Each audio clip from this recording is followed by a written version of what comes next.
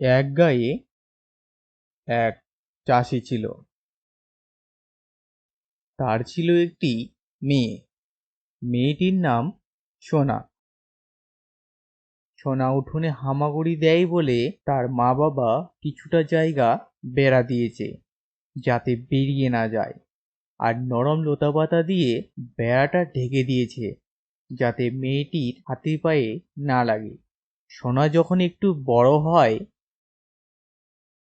তখন তার মা ভেবেছিল তাকে সোনার কাকন গড়িয়ে দেবে, কিন্তু সোনার দাম বেশির জন্যে তা গড়াতে পারেনি। একদিন সোনাকে নিয়ে তার মা বাবা নদীতে স্নান করতে গিয়েছিল।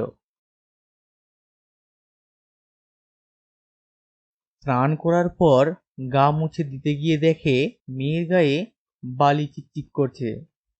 কত মুছলো, কত ঝাড়লো, তবু সে বালি আর কিছুতেই ঝরে না।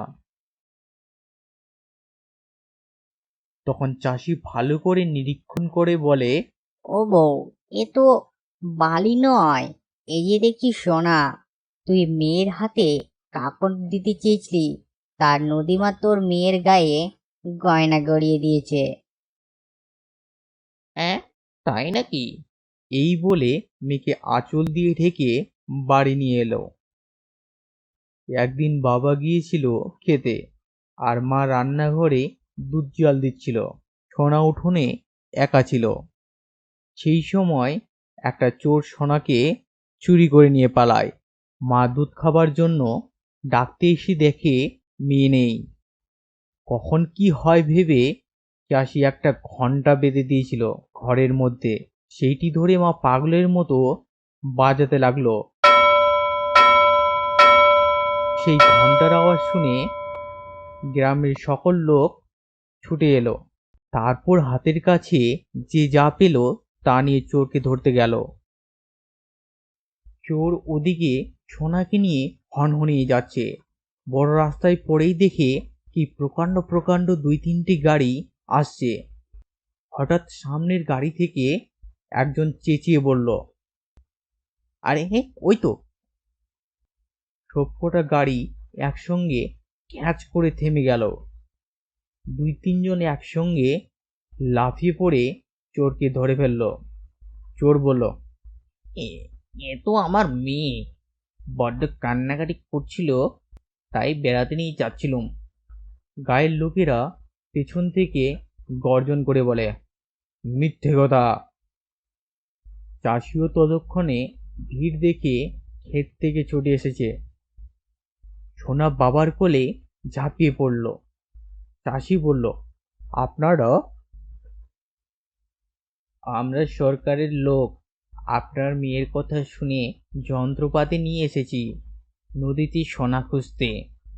খুঁজুন। লোকেরা গাড়ি করে সোনা আর সোনার বাবাকে পৌঁছে দিয়ে যন্ত্রপাতি বসিয়ে নদীতে সোনা খুঁজতে লেগে গেল। সেই থেকে সেই গায়ের নাম হলো সোনারগা।